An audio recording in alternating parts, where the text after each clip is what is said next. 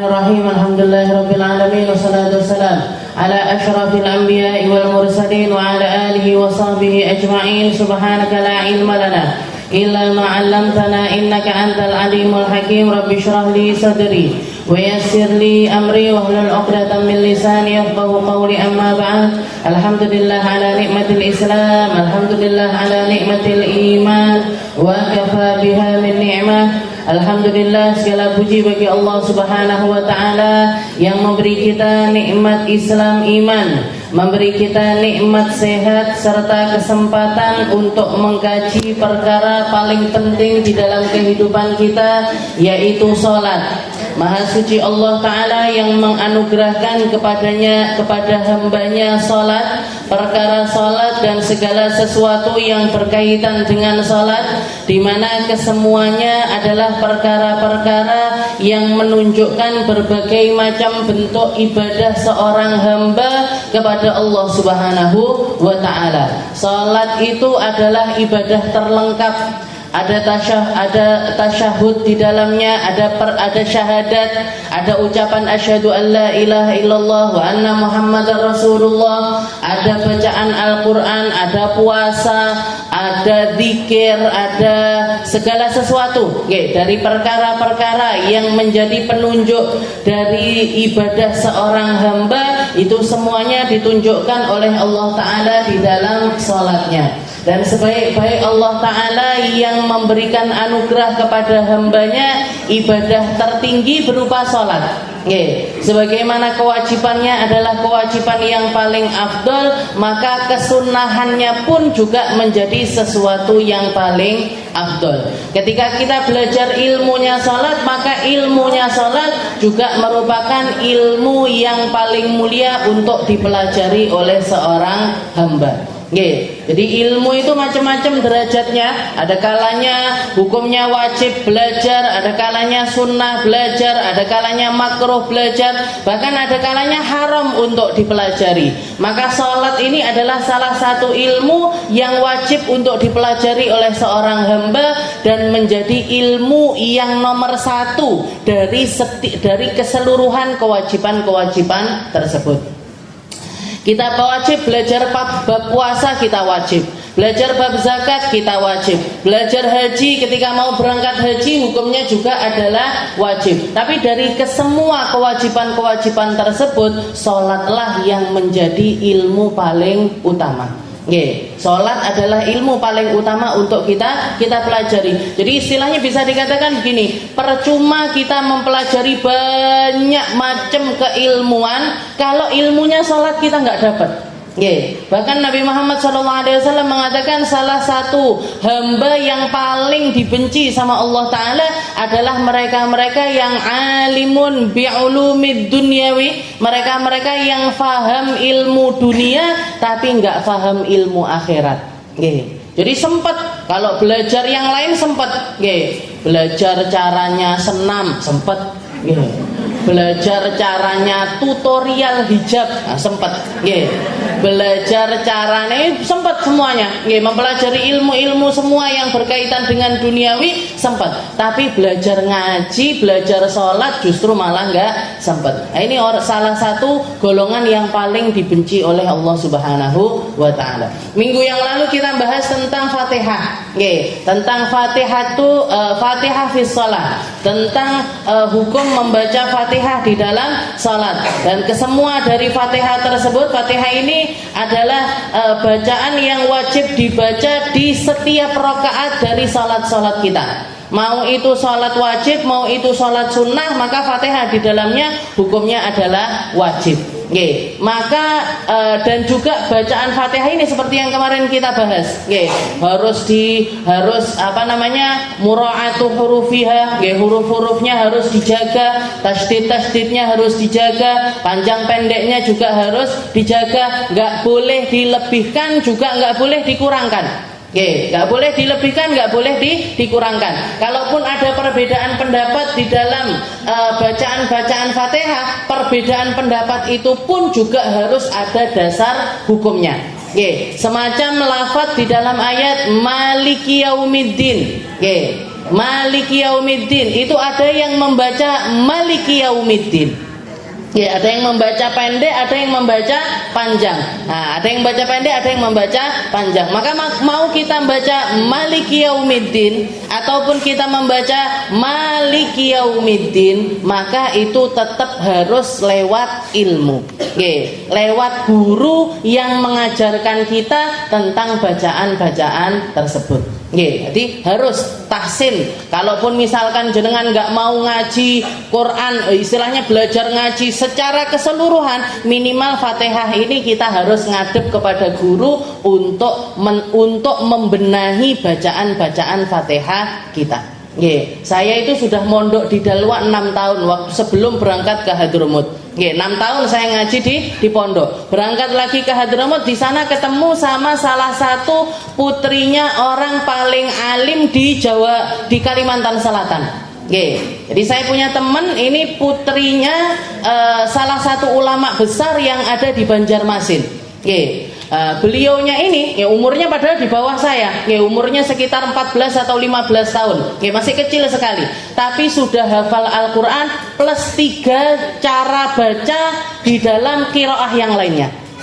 Qiraah itu kan ada sab'ah, ada yang bilang qiraah sab'ah, ada yang bilang qiraah asyarah. Nah, ini beliaunya sudah menguasai 3 bacaan selain bacaan yang biasa kita baca. Akhirnya saya ngajukan diri, namanya Sumayyah. Mai, Sumayyah, tolong saya ini ditahsin bacaan Fatihah. Katanya beliaunya, sulit loh Kak Fatihah itu. Ini saya diabani sulit Bu. Sulit loh Kak, baca Fatihah itu. Gak apa-apa, aku pengen bener yang memang bener. Saya pengen baca Fatihah yang bener sekaligus bener plus bener. Akhirnya belajar sama beliaunya setiap habis subuh. Setiap habis subuh itu durasinya kurang lebih 2 jam sampai 2 jam setengah. 2 jam sampai 2 jam setengah per hari, cuman bisa benerin 1 ayat. Per hari. Nah, jadi seminggu baru selesai. Seminggu lebih saya baru selesai cuman tahsin surat Al-Fatihah. Jadi bismillah, benerin bismillah itu 2 jam setengah guys. Besoknya lagi alhamdulillahirabbil alamin, besoknya lagi ar-Rahman ar-Rahim Malik sampai terakhir. Jadi kalau mau benerin jenengan nggak perlu sampai kayak gitu, nggak perlu Bu. Nggak perlu. Aduh, nanti gurunya yang bingung. Nah, ini saya privat sendiri, ngaji cuman berdua, itu per ayat itu bisa makan waktu 2 jam setengah. Tapi belajar itu adalah sebuah kewajiban bagi kita untuk membenahi bacaan Al-Quran, terutamanya adalah sholat. Kenapa kok Fatihah? Karena Fatihah itu dipakai di setiap sholatnya kita. Kalau Fatihahnya berantakan juga sholatnya. Kalau Fatihahnya nggak benar, maka nggak benar juga sholatnya. Jadi minimal misalkan kita itu nggak fasih sekali di dalam bacaan Fatihah, tapi minimal itu benar. Sing panjang, yang pendek, yang sin, yang shin, yang short, itu kita bisa melafadzkannya dengan sesuai sama hurufnya. Nggak kelibet-libet, nggak terbolak-balik di dalam bacaan-bacaan tersebut. Kemarin kita bahas tentang surat Al-Fatihah. Sekarang kita masuk ke Ar-Ruknul Khamis. Rukun yang kelima yaitu ar-ruku'. Ar-ruku'. Allah Subhanahu wa taala banyak di dalam Al-Qur'an menyebutkan di dalam Al-Qur'an warka'u ma'ar raki'in. Ruku'lah kalian bersama orang-orang yang ruku'. Allah taala juga mengatakan khusus kepada Sayyidah Maryam, lewat lisannya para malaikat. Para malaikat menyampaikan kepada Sayyidah Maryam, innallaha astafaki wa tahharaki wastafaki ala nisa'il alamin. Wahai Maryam, kamu adalah salah seorang perempuan yang paling dipilih sama Allah Ta'ala. Innallaha astafaki wa tahharaki, dan Allah Ta'ala juga menyucikan dirimu. Wastafaki ala nisa'il alamin, dan kamu satu-satunya pilihan dari seluruh perempuan yang ada di alam semesta. Jadi salah seorang perempuan yang dikasih ujian sama Allah Ta'ala untuk melahirkan tanpa perantara laki-laki, itu cuman Sayyidah Maryam. Itu cuman Sayyidah Maryam. Kalau ada orang ngomong aku mbuh nyapo ke ujuk-ujuk meteng, ada orang ngomong kayak gitu, ada ada orang ngomong kayak gitu, jangan pernah percaya. Oke, karena satu-satunya perempuan yang dipilih sama Allah Ta'ala, disucikan untuk mendapatkan ujian sebesar itu adalah Sayyidah Maryam. Oke. Setelah itu para malaikat mengatakan, ya Maryam uqnuti li rabbiki wasjudi warka'i ma'ar raki'in. Wahai Maryam, jadilah perempuan ahli ibadah, jadilah perempuan yang sujud dan juga rukuk bersama dengan orang-orang yang rukuk. Oke. Jadi ketika kita rukuk, ketika kita sujud, itu menjadi pertanda bahwasanya Allah Ta'ala itu mengumpulkan kita bersama dengan orang-orang ahli rukuk di zaman ini, beserta para ahli rukuk di zaman sebelum kita sampai kepada orang-orang paling mulia, semacam Sayyidah Maryam dan juga perempuan-perempuan yang lainnya, ataupun ahli rukuk dan juga sujud yang lainnya. Oke, jadi sholat ini bukan cuma sekedar ibadah rutinitas kita harian, enggak Bu. Tapi dengan kita sholat, kita itu menggabungkan diri kita di dalam kemuliaan ibadah mereka dan membersamakan diri kita untuk tergabung di dalam golongan orang-orang mulia. Oke, ini Allah Ta'ala mengatakan lewat lisan para malaikat untuk menyampaikan kepada Sayyidah Maryam, ya Maryam uqnuti, wahai Maryam, jadilah orang yang banyak ibadah. Qanitah, qanitatun, qanitah apa artinya? Perempuan yang banyak ibadahnya, perempuan ahli ibadah. Warka'i wasjudi warka'i ma'ar raki'in. Sujudlah kamu dan rukuk bersama orang-orang yang rukuk.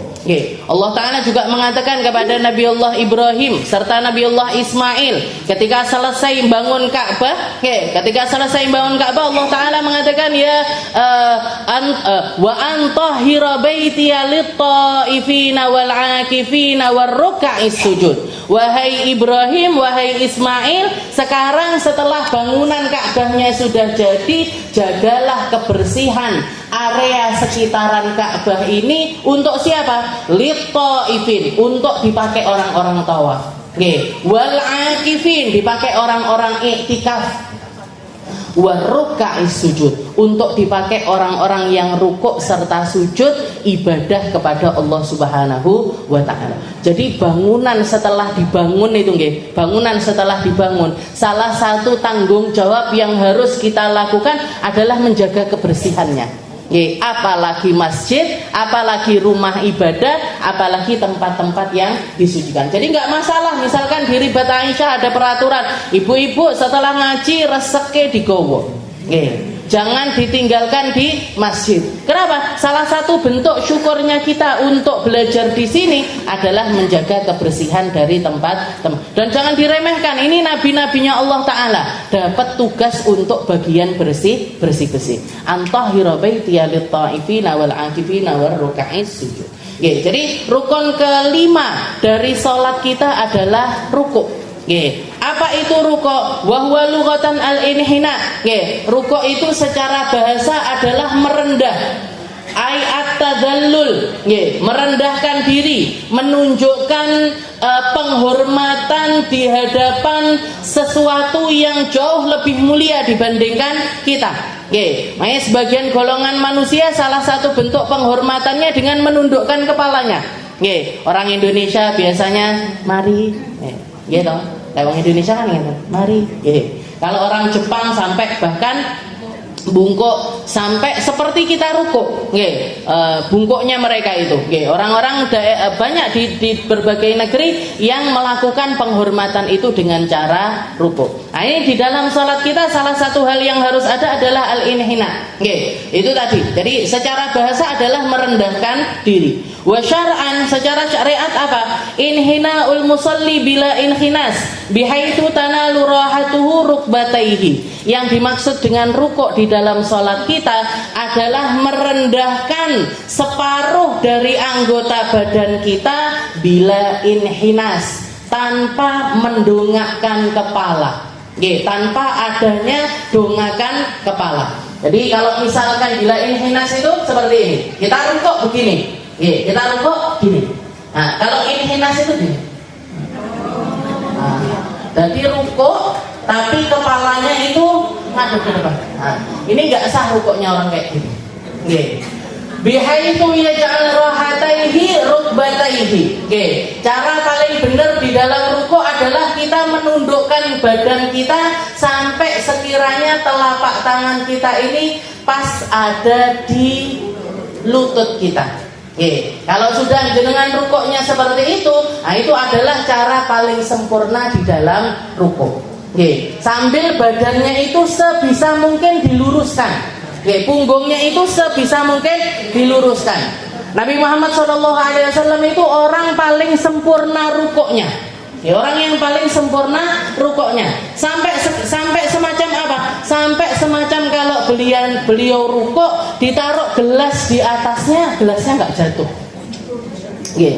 Dijajal Ustazah, nggak usah. Berapa korban gelas yang harus kita korbankan nantinya.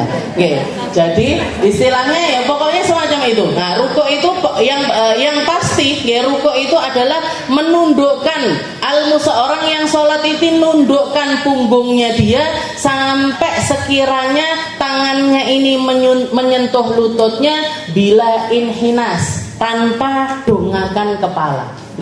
Jadi kepalanya nggak gini, tapi antara kepala sama punggung itu lurus, rata, semacam ini. Nah, jadi makanya kalau sholat jadi makmum pun nggak usah nginceng imam. Si tidak lapor.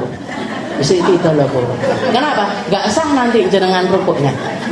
Karena yang namanya rukuk itu seperti itu tanpa dongakin kepala, bila inhinas, tanpa adanya naiknya kepala.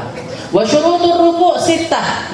Syaratnya rukuk ada 6. Syaratnya rukuk ada 6. Yang pertama ayassiha ma qablahu minal arkan. Fa idza lam yasih fa ma ba'dahu laghun illa ayyatiya bimithli fi rak'ati taliyah. Ini syaratnya semua rukun sebenarnya, nggih. Jadi setiap rukun pertama dari rukuk kita adalah ketika kita rukuk, kita harus memastikan apa yang sebelum rukuk kita ini sudah sah. Fatihah wis sah, takbiratul ihramnya juga sudah sah, niatnya juga sudah sah. Nah, makanya sebenarnya ini adalah rukun dari semua kegiatan agenda sholat kita. Kalau ada orang yang ragu-ragu di dalam satu rukun, maka yang sebelumnya ini menjadi sesuatu yang percuma. Jenengan rukuk misalkan, jenengan rukuk mang Fatihah wis bener apa orang. Kalau itu datang dari waswasahnya setan, maka nggak perlu dituruti. Tapi kalau misalkan itu adalah sesuatu yang kita sadar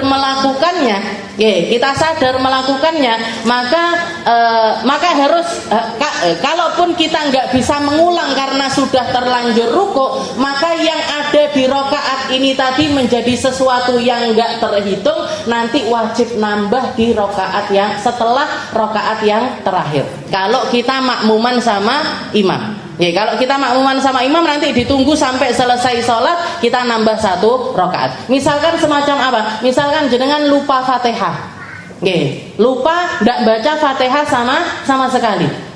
Pas waktu takbiratul ihram Allahu akbar langsung Bismillahirrahmanirrahim Qul huwallahu ahad Allahus samad. Habis itu langsung rukuk, nggak pakai baca Fatihah. Jenengan sadar, loh aku mau ngurung Fatihah. Tapi imamnya sudah terlanjur rukuk, i'tidal dan lain sebagainya. Gimana ini? Apa dibatalkan di tengah jalan? Tidak perlu, Bu. Jenengan ikut aja alurnya, rukuk, i'tidal, sujud di antara sampai. Tapi apa? Tapi rakaat pertama ini menjadi rakaat yang tidak terhitung. Karena apa? Karena ada rukun yang terlewat dari kita. Atau ada salah satu rukun yang kita tahu bahwasanya rukun tersebut nggak sah di dalam sholat kita. Maka nanti nunggu sampai imam salam. Begitu imamnya salam, jangan nambah 1 rakaat. Lek ditekoki koncone, nyapa kok nambah 1 rakaat? Perasaan tadi takbirnya bareng sama imam. Oh Fatihah lali. Nah, seperti itu. Jadi kalau rukun itu harus ada di dalam setiap sholat kita. Harus ada. Nah, tapi jangan sampai jadi orang yang was-was. Orang was-was ini gimana? Ya ragu-ragu itu tadi. Mang wis apa urung, wis apa urung, wis. Nah, jenengan sudah tahsin Quran. Jenengan sudah sholat mulai dari kecil sampai sekarang ini, sampai umur sekarang ini. Istilahnya gini, Fatihah itu kira-kira sudah jadi hal yang otomatis jenengan baca apa mboten? Kayak takbir langsung Fatihah pasti. Kalaupun ada bisikan-bisikan urung. Nah, itu setan itu. Jenengan jawab wis. Tapi jangan keluar suaranya. Kalau keluar suaranya ya batal. Cuman bisikan-bisikan kayak gitu itu dijawabnya enggak. Jangan dijawab iya, jangan dituruti. Kalau dituruti jenengan jadi permainannya setan. Jadi waswasah itu adalah permainannya setan. Kalau caranya Nabi Muhammad untuk menghilangkan waswasah di dalam hati, baca a'udzubillah, baca ta'awud, a'udzubillahi minasyaiton. Di dalam hati. Nah, itu nanti pergi setannya. Jangan dituruti, rukukmu kurang lurus. I'tidale kurang. Nah, seperti itu. Setan akan selalu kalau jenengan turuti itu semua dari agenda sholat itu akan terus dibisiki sama setan. Kalau jenengan nggak percaya kalau ada bisikan setan di dalam sholatnya jenengan pasti pernah kehilangan sesuatu atau lupa sesuatu di tengah sholat malah hilang. Kunci lali sebelum sholat lupa. Tengah-tengah sholat, tak tekek neng kono. Apa yang lupa dari kita di luar sholat malah justru ingat ketika di dalam sholat. Siapa yang bikin kayak gitu? Setan. Jere setannya panggah aku.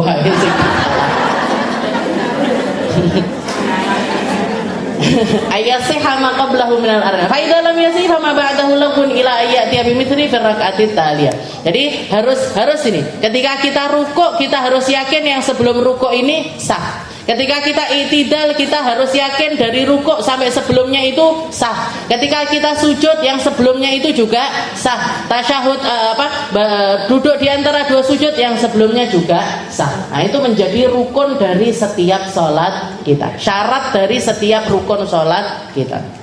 Yang pertama. Yang kedua, la yaqsida bihi ghairah. Walau hawa li sujudihi tilawatin mathalan faja'alahu ruku'an lam yakfi. Jadi yang kedua adalah ketika dia rukuk dia harus istilahnya bermaksud untuk rukuk, bukan untuk selain rukuk. Ini biasanya sering terjadi di orang yang sholatnya itu enggak berdiri. Nah, sholatnya duduk, sehingga gerakan rukuk sama gerakan sujud itu mirip, atau cuman berbeda sedikit, atau bahkan bisa jadi sama persis. Kalau jenengan sholatnya terlentang atau tiduran, nah ini kan nggak ada bedanya antara rukuk, sujud, i'tidal dan lain sebagainya kan jadi satu. Nah, maka ketika kita rukuk kita harus bermaksud untuk rukuk. Ketika kita i'tidal kita harus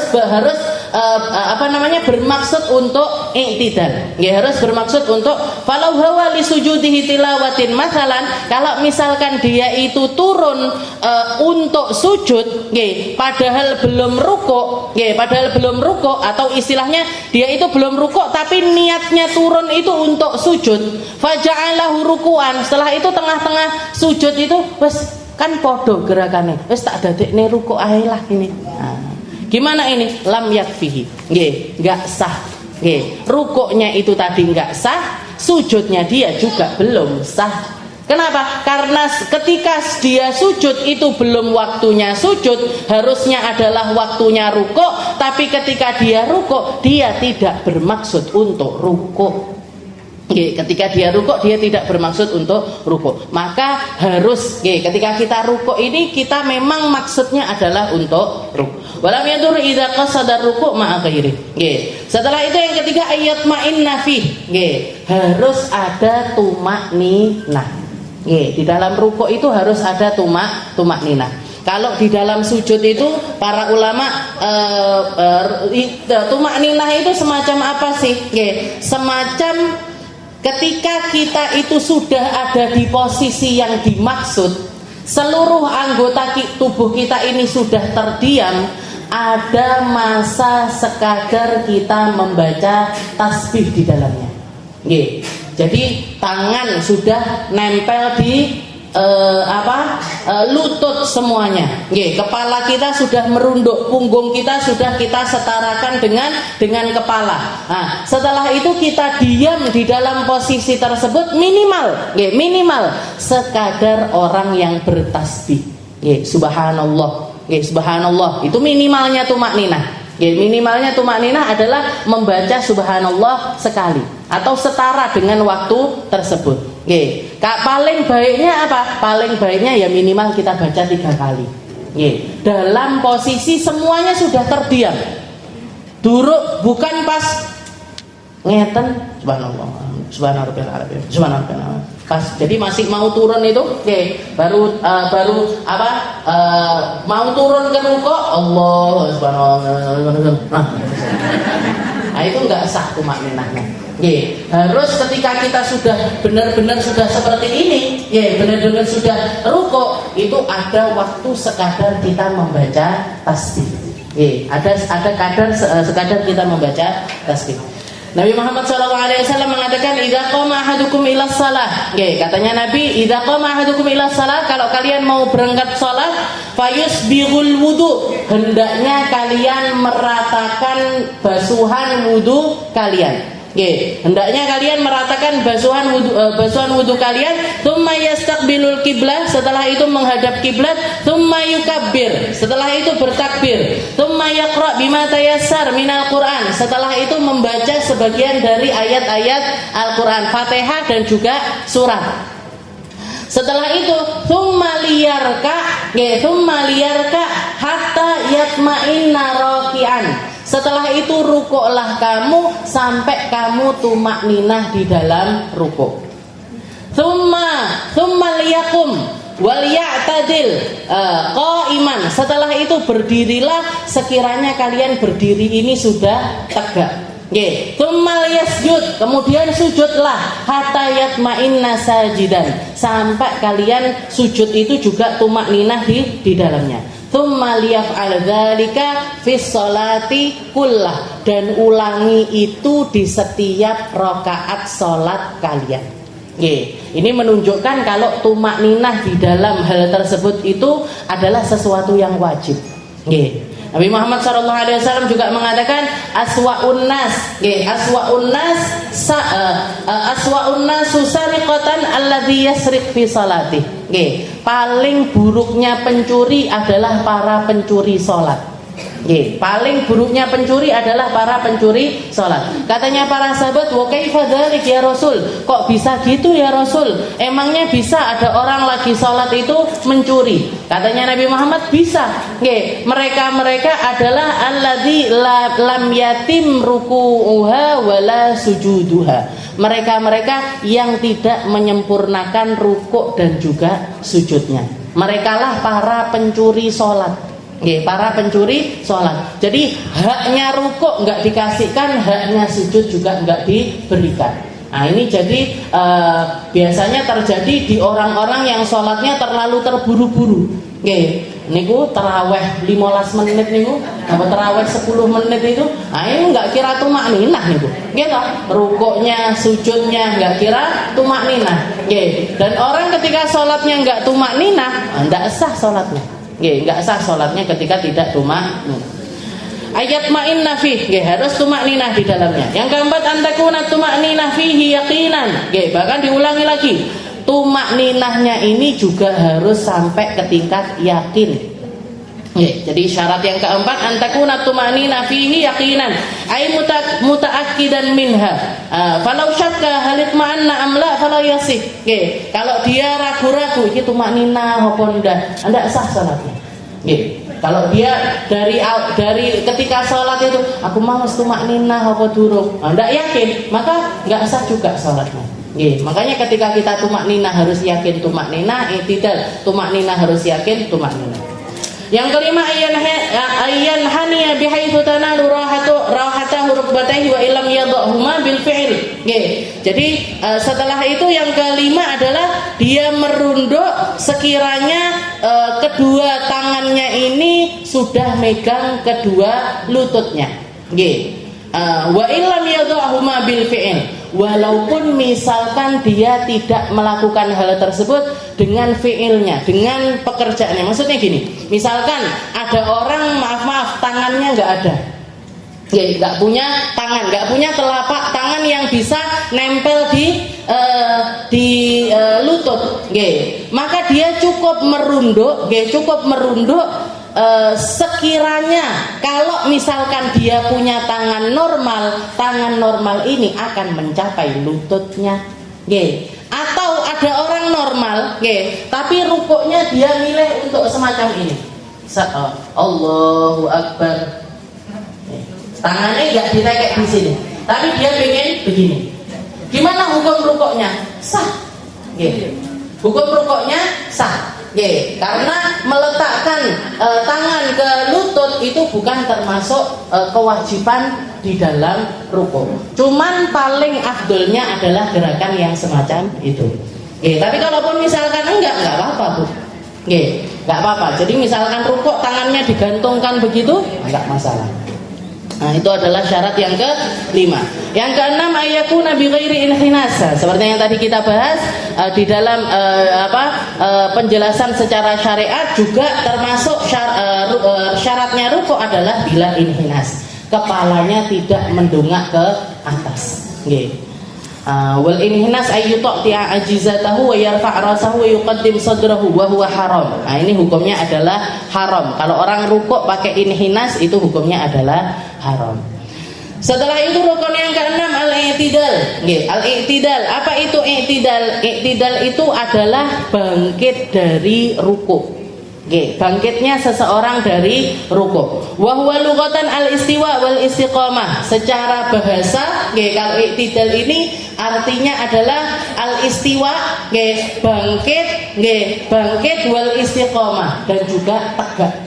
Bangkit dan tegak. Nah, ini artinya adalah i'tidal secara bahasa.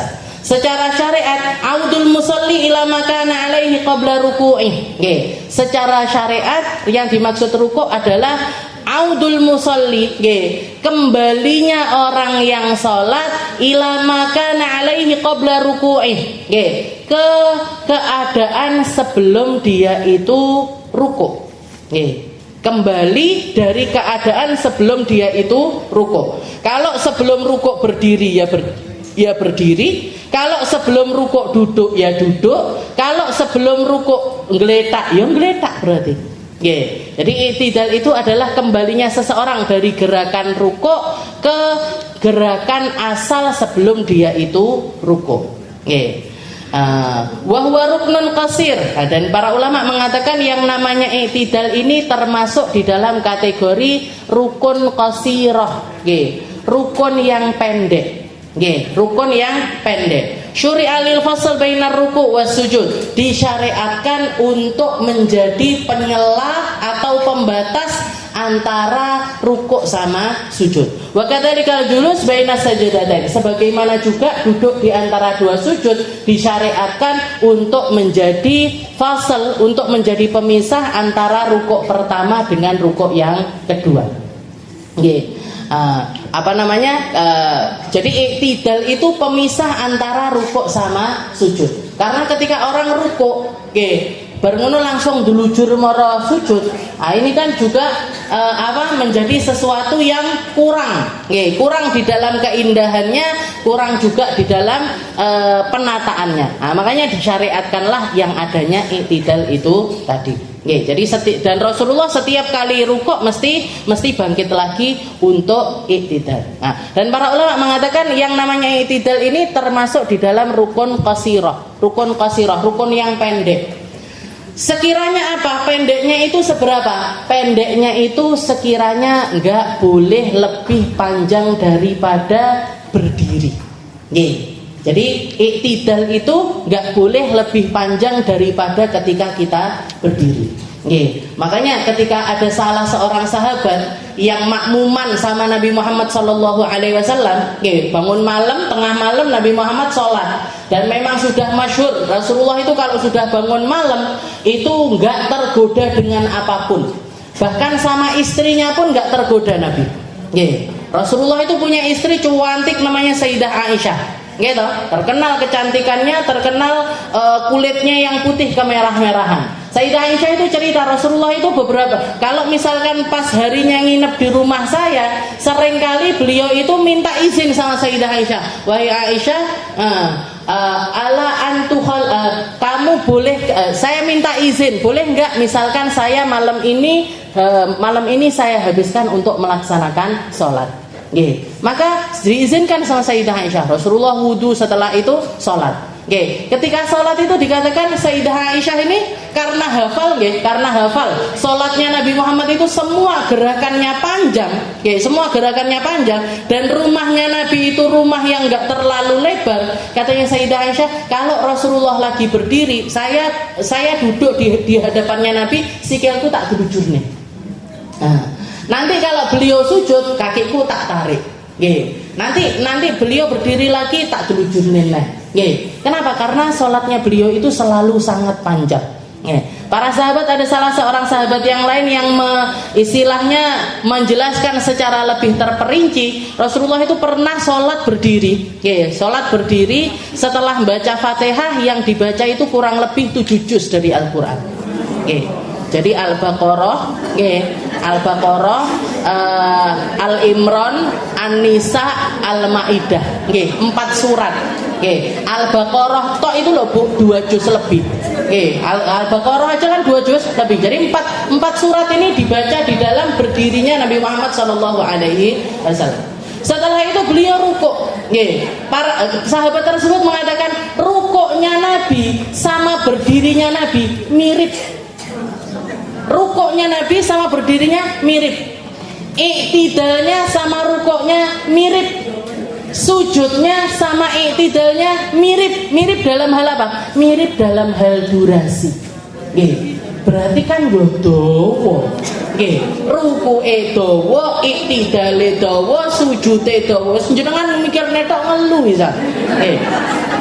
Kapan aku sholat ngono, kapan wis ngelu isan mikir tok sudah pusing. Ini Nabi Muhammad SAW. Maka para ulama mengatakan iktidal itu, julus bainas sajdatain, duduk di antara 2 sujud, itu termasuk di dalam kategori rukun qasirah, rukun yang pendek. Tapi sependek apa? Sependek sekiranya enggak lebih panjang dari berdirinya kita. Kalau kita rukun dibilang rukun qasirah, ya pancen qasirah banget. Kita dibilang rukun pendek, pancen pendek banget. Paling sekedar sami Allah di mana Rabbana alhamdulillah samawati wal ardi wa min ma syi'ta min syai'in ba'du. Mari wis. Arepe maca liyane bingung maca apa. Kalaupun mau nambah paling pas apa namanya? Pas waktu subuh, Allahumma hdina fi man hadait wa afina. Kowe karo ditambahi doa kunut. Nah, ini Nabi Muhammad SAW iktidalnya beliau hampir mirip seperti berdirinya. Nah, makanya dikatakan rukun qasirah di sini, syaratnya rukun tersebut. Jadi kalau ketika kita sholat, iktidalnya kita itu nggak boleh lebih panjang daripada berdirinya kita. Nggak boleh lebih panjang dari berdirinya kita. Jadi kalau jenengan berdiri baca Fatihah sama apa namanya,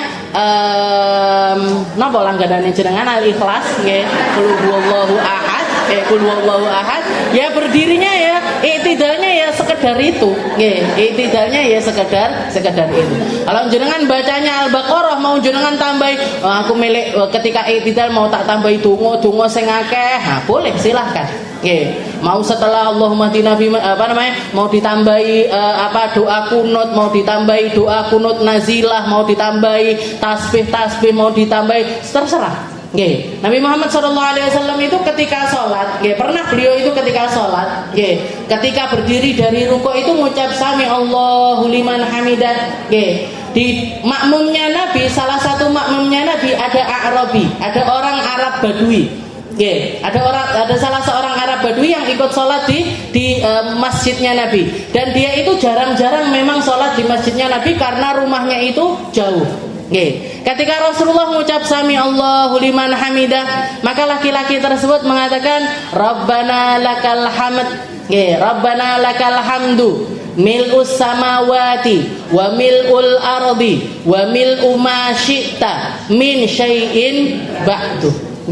Jadi ketika Rasulullah mengatakan sami Allahu liman hamidah, itu kan kayak Nabi Muhammad mengkhabarkan kepada kita, Tuhanmu itu mendengar setiap hamba yang memujinya. Sami Allahu liman hamidah, Tuhanmu itu adalah Tuhan yang maha mendengar setiap ucapan-ucapan pujian dari dirimu. Maka laki-laki tersebut spontan pengen mengamalkan apa yang diucapkan sama Nabi. Maka dia mengatakan Rabbana lakal hamd, ya Tuhan, saya memuji kepadamu sekarang. Mil'us samawati, sebanyak apa yang memenuhi langit. Wa mil'ul ardi, dan sebanyak apa yang memenuhi bumi. Wa mil'ul ardi wa mil'u ma syi'ta min syai'in ba'du, dan sebanyak sesuatu yang memenuhi ciptaan-ciptaanmu setelah ini, sampai kapanpun juga. Maka dikatakan begitu salam, Rasulullah nanya, manil qail. Tadi siapa yang begitu saya ngucap sami Allahu liman hamidah, dia baca rentetan doa yang panjang itu tadi. Katanya A'rabi, ana ya Rasul, saya yang baca ya Rasul, karena saya istilahnya terkesima dengan ucapan sami Allahnya jenengan, maka saya otomatis istilahnya pengen muji Allah Ta'ala dengan pujian yang besar. Maka katanya Nabi Muhammad SAW tadi, ketika kamu mengucapkan kalimat tersebut, ra'aitu bid'an wa thalathina malaikatan, saya lihat ada lebih dari 30 malaikat yang berlarian pengen disi-disian nyatet pahala dari ucapan yang kamu baca. Jadi ini doa ini asalnya bukan dari Nabi.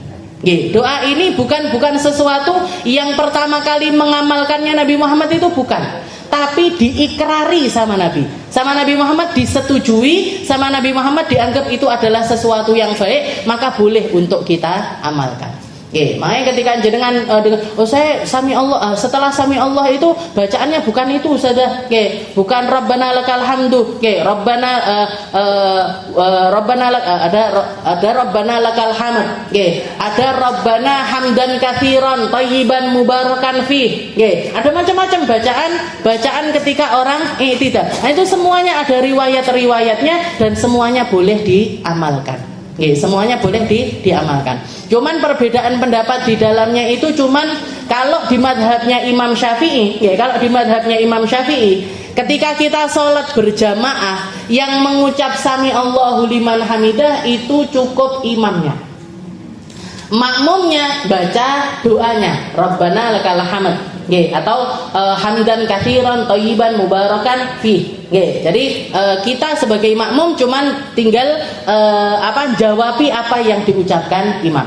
Tapi di madhabnya Imam Maliki dan madhab yang lainnya itu dikatakan kesunahan bacaan itu untuk imam ataupun juga makmum. Jadi istilahnya makmum baca sami Allahu liman hamidah Rabbana lakal hamdu itu juga boleh.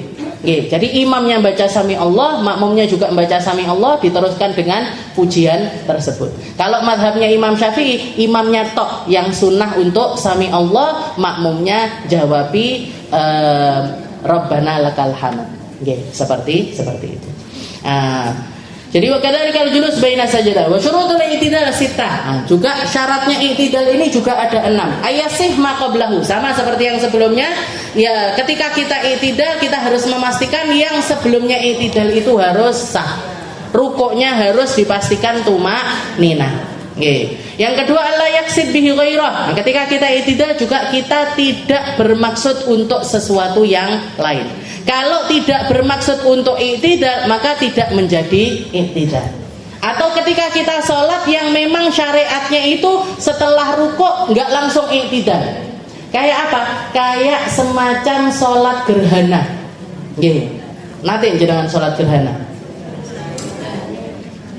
kayaknya pernah saja, tapi lali caranya. Ya, sholat gerhana itu, sholat gerhana itu ada 3 macam cara. Cara pertama 2 rakaat seperti biasa. Cara kedua 2 rakaat dengan 2 kali berdiri, 2 kali ruku.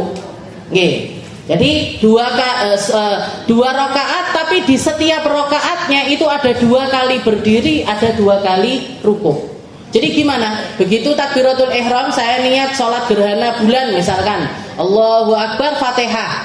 Setelah Fatihah surat. Setelah surat ruku. Setelah ruku berdiri lagi, Fatihah lagi.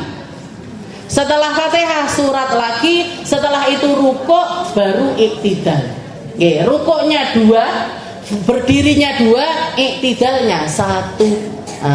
Nah, ketika kita bangkit dari rukuk yang pertama, karena kita tidak bermaksud untuk iktidal, maka nggak jadi iktidal, jadinya berdiri lagi. Silahkan baca Fatihah lagi, Fatihah surat, baru setelah itu rukuk lagi, iktidal lagi, sujud, duduk di antara 2 sujud, berdiri lagi. Nah, seperti rakaat pertama lagi, Fatihah surat rukuk, berdiri lagi, Fatihah surat rukuk, baru iktidal. Nah, ini 2 rakaat tapi dengan cara yang semacam ini. Cara yang ketiga sama kayak cara yang kedua, bedanya suratnya pakai yang panjang-panjang. Sunnahnya rakaat pertama atau berdiri yang pertama setelah Fatihah yang dibaca Baqarah. Rakaat berdiri yang kedua setelah Fatihah yang dibaca Al-Imran. Nanti ketiga An-Nisa, yang keempat Al-Maidah. Nah, ini kayak sholat gerhananya Nabi Muhammad Sallallahu Alaihi Wasallam. Makanya sholatnya selesai, gerhananya ya selesai. Lek awake dhewe sholat selesai, gerhananya sik suwi. Sik sempat berapa? Rasulullah seperti itu. Jadi begitu selesai sholat, gerhananya juga ikut selesai. Jadi ini Allah yaksida bihi ghairah. Ketika kita iktidal harus maksudnya adalah iktidal. Kalau rafa'a fasa'an min syai'in lam yakfi. Atau kalau misalkan ada orang lagi ruku, tahu-tahu berdiri karena kaget. Enek tikus liwat misalkan, atau ada cicak jatuh misalkan, langsung berdiri dia dari ruku. Padahal dia nggak bermaksud iktidal. Maka gimana ini? Balik aja ke ruku. Balik ke ruku, nanti setelah itu iktidal dengan niat iktidal. Karena kaget itu nggak termasuk, nggak terus kaget. Wis kadung ngadeg, wis bisa naik. Nggak bisa. Karena tidak ada maksud untuk bangkit. Yang ketiga ayat ma'in nafi, harus tumakninah di dalamnya. Yang keempat antakunat tumakninah yakinan, tumakninahnya juga harus yakin. Yastaqira kullu udwin makanahu biqadri subhanallah. Jadi paling minimalnya i'tidal itu juga sama, sekadar bacaan subhanallah. Dan yang terakhir, yang kelima ayam siba fiqara dhuhri fala yasih idza iktafa bil inhina dunal intisab. Harus punggungnya ini harus bangkit secara keseluruhan. Gak cukup cuman separuh badan berdiri terus langsung sujud, tak cukup. Harus balik lagi berdiri seperti asal. Yang keenam Allah yutawil ziyadatan ala dzikril masyru' fihi wa qadril Fatihah. Yang keenam tidak memanjangkan dari i'tidal tersebut lebih daripada zikir yang disyariatkan ataupun sekadar dari surat Al-Fatihah. Fa in zada ala dzalik batalat salati.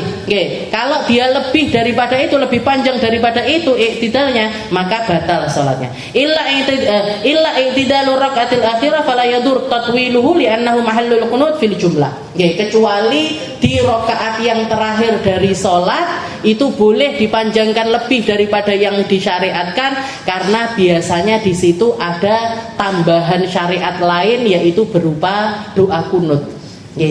Doa kunut itu ada kunut rotibah, ada kunut nazilah. Kunut rotibah itu apa? Kunut rotibah itu yang dibaca setiap kali di waktu subuh, sama setengah terakhir dari sholat witirnya kita di bulan Ramadan. Itu nama kunutnya adalah kunut rotibah. Ada kunut lain namanya kunut nazilah, Bu. Kunut nazilah ini kalau misalkan umat ini sedang tertimpa sesuatu, maka sunnah di setiap akhir sholat kita, mau itu sholat wajib, mau itu sholat sunnah, untuk menambahkan doa. Minimal kita baca doa, Allahumma ansuril Islam wal muslimin. Ya Allah, tolonglah umat Islam dan juga para muslimin di Indonesia, di Palestina, di Sudan, di Suriah, di mana-mana. Minta sama Allah Ta'ala untuk dibangkitkan dari keadaan yang terpuruk. Nah, itu boleh. Misalkan kita mau baca di setiap sholat kita, jenengan duhaan rakaat yang terakhir tambahi kunut, jenengan tahajud rakaat terakhir tambahi kunut, witir rakaat terakhir tambahi kunut, qobliyah, ba'diyah, rakaat yang terakhir itu kita tambahi dan durasi i'tidalnya jadi lebih panjang, nggak masalah, karena memang ada tambahan syariat di dalamnya, yaitu berupa doa kunut. Kalau nggak bisa Ustazah, nggak bisa ya nggak apa-apa. Nggak bisa ya nggak apa-apa. Timbangannya jenengan i'tidal mau coba yo, ini malah ngelamun, nggak usah juga nggak apa-apa. Atau minimal kalau jenengan dengar imamnya kunut atau baca doa kunut, jenengan ikut mengaminkan, seperti itu. Allah yutawil. Jadi i'tidal ini termasuk di dalam rukun yang pendek. Wa ruknus sabi as-sujud marratain, wallahu a'lam bishawab. Kita lanjutkan di pertemuan selanjutnya tentang 2 kali sujud di dalam